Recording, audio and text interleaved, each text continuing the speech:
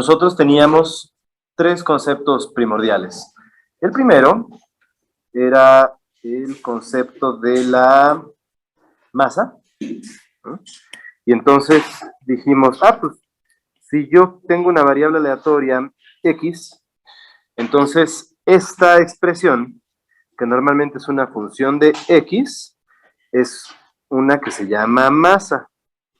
En el caso de la variable aleatoria con distribución hipergeométrica, o sea, si x se distribuye hipergeométricamente con parámetros n grande, n chiquita y r, entonces la masa de x, probabilidad de x, es lo mismo que las combinaciones de los que son interesantes en x por los que no son interesantes en los que me quedan para completar la muestra de tamaño r, dividido entre el número de maneras de tomar una muestra de tamaño r, ¿no?, de una población que originalmente tiene n elementos. Esto es desde que x vale 0 y hasta el mínimo entre r y n. Ahora, entonces, este es el primero de los conceptos importantísimos en lo que hemos hecho hasta ahorita. Primero, la masa de una variable aleatoria x. ¿Qué masas conocemos hasta ahorita? Hasta ahorita conocemos solamente dos. Una es la hipergeométrica y la otra ustedes dirán, ¿dos? Pero si todo el tiempo hemos estado trabajando con solamente esa. Sí, pero hay otra que ustedes conocen de manera natural, la de los dados.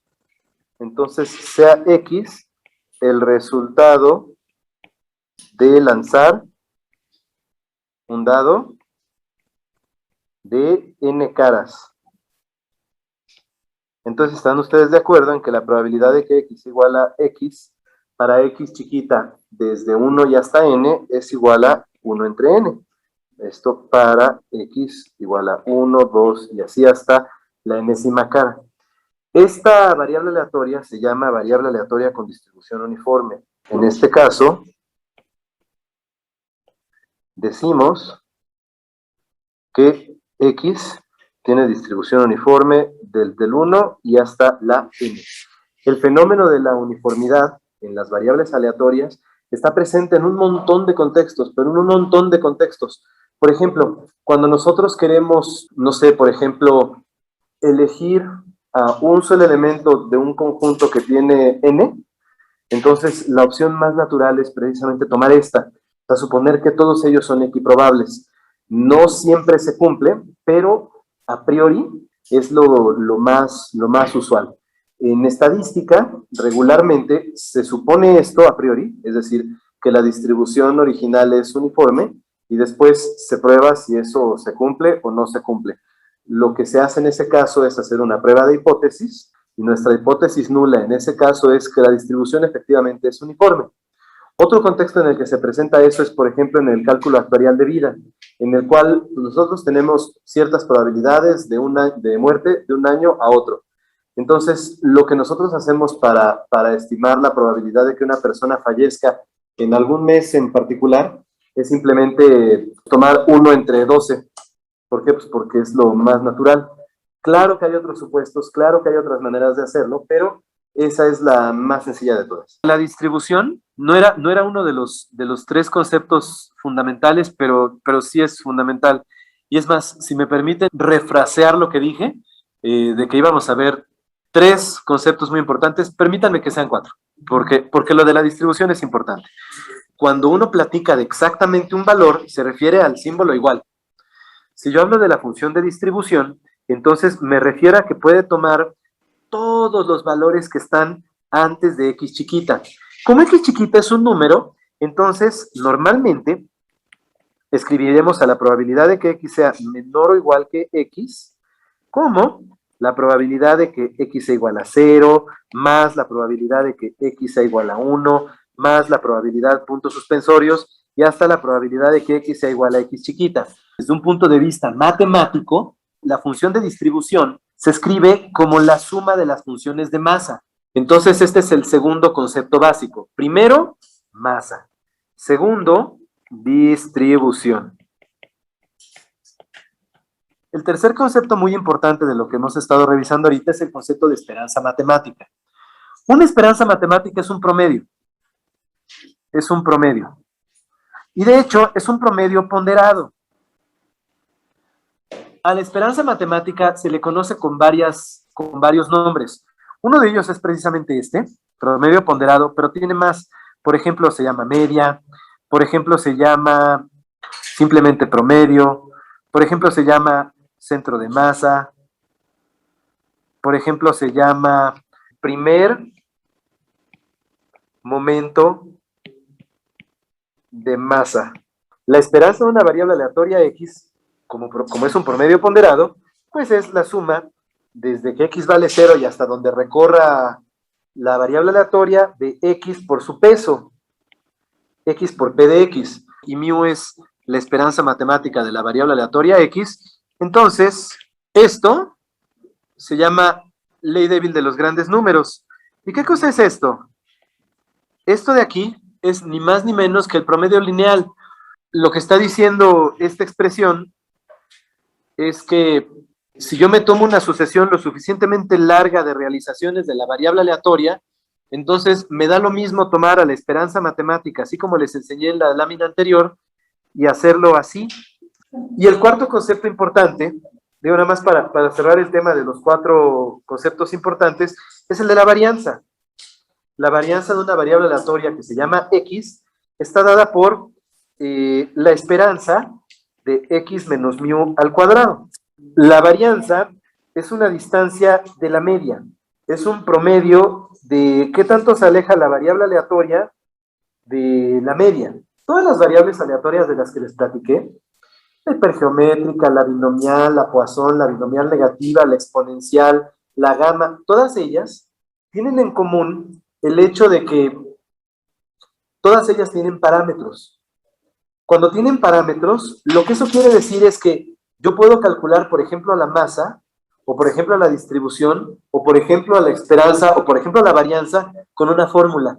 Y por supuesto que uno quisiera que los fenómenos de la vida real se adaptaran a los que les voy a enseñar en este curso. La buena noticia es que a veces sí, la mala es que a veces no. Entonces, en este curso estamos estudiando familias paramétricas de variables aleatorias unidimensionales. Vamos a responder este ejercicio. Dice, un paquete de 15 chips de computadora tiene 6 defectuosos y 9 en buen estado. Se seleccionan 5 al azar y sin reemplazo. Primero, calcula la probabilidad de seleccionar 2 defectuosos y 3 en buen estado. Segundo, calcula la probabilidad de elegir por lo menos 3 en buen estado. Y tercero, ¿cuál es el número esperado de chips defectuosos en la muestra? Dice, seleccionar 2 chips defectuosos y 3 en buen estado. Bueno, pues lo puedo hacer de 2 maneras. Puedo hacerlo pensando que los interesantes son los que están defectuosos, o lo puedo hacer pensando que los interesantes son los que están en buen estado. Tengo 2 maneras de hacerlo. Como me interesa calcular la probabilidad de elegir por lo menos 3 en buen estado, entonces lo que voy a hacer es que yo voy a suponer que los interesantes para mí son los que están en buen estado. Se supone que yo voy a seleccionar 5 al azar, ¿no? Y se supone que yo tengo 9 en buen estado, entonces el soporte de la variable aleatoria hipergeométrica que modela este ejercicio es, puedo elegir 0, 1, 2, 3, 4 y 5. En este caso, yo estoy diciendo que mis interesantes son, sea X, el número de chips en buen estado. Entonces, X puede ir de 0 a 5. Lo primero que voy a hacer es calcular la probabilidad de seleccionar 2 defectuosos y 3 en buen estado. Entonces, a ver, aquí tengo la probabilidad de que X sea igual a X. Combinar, en este caso es de los 9 que están en buen estado, esto 0, y luego eso lo multiplico por las combinaciones de los que quedan, que son 6, si la muestra es de tamaño 5, pues entonces es agarrar 5 menos este 0. Dividir eso entre las combinaciones de los 15 en 5. Me tomo esa probabilidad, resulta ser un número bajito, y ahora lo que sigue es simplemente copiar y pegar copio y pego, y me salen estos números, y luego calculo la probabilidad de que X sea menor o igual que X. Entonces tengo este número, y luego esto más esto. Lo que estoy obteniendo en cada caso es una probabilidad acumulada. Ah, pues 2 chips defectuosos y 3 en buen estado es este número. Este número es la respuesta del inciso A. La que sigue dice la probabilidad de elegir por lo menos 3 chips en buen estado. Entonces el inciso B resulta de hacer este, más este, más este. Ah, pues es la función de distribución AA. La función de distribución es esta. Eso es la función de distribución. La probabilidad de que X sea menor o igual que, en este caso, 3. A nosotros nos interesa la probabilidad de que X sea mayor o igual que 3. Estos no son iguales. Vamos a hacerlo de las dos maneras. Vamos a poner aquí la probabilidad de que X sea mayor o igual que 3. Y esa probabilidad es que damos este valor más este valor más este valor. Entonces, la respuesta del inciso B es ni más ni menos que el inciso B es este número. Vamos a hacerlo ahora con funciones de distribución. Si yo me tomo aquí la probabilidad de que X sea mayor que X chiquita, lo que yo tendría que hacer ahí sería 1 menos lo que está aquí.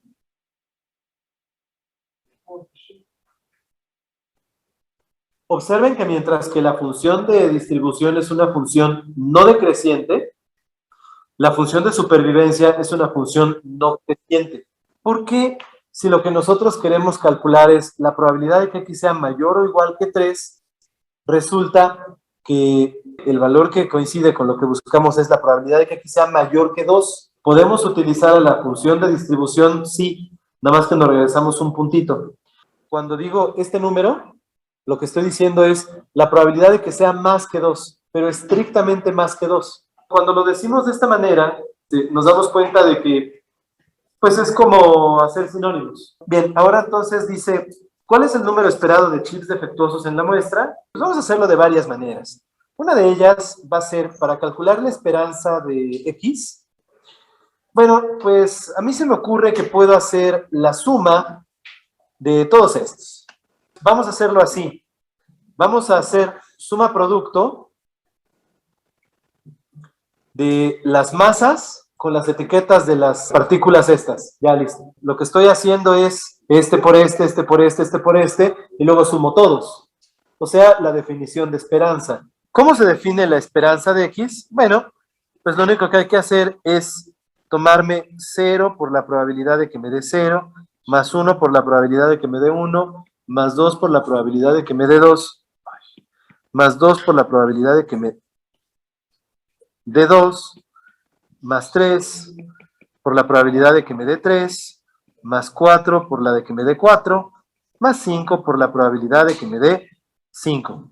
Abreviado, esto es lo mismo que hacer la suma desde que X vale 0 y hasta 5 de X por P de X. Hay una forma de demostrar que esto es lo mismo que hacer que la suma desde que X vale 0 y hasta 5 de la función de supervivencia de X. Lo van a ver en cálculo actuarial.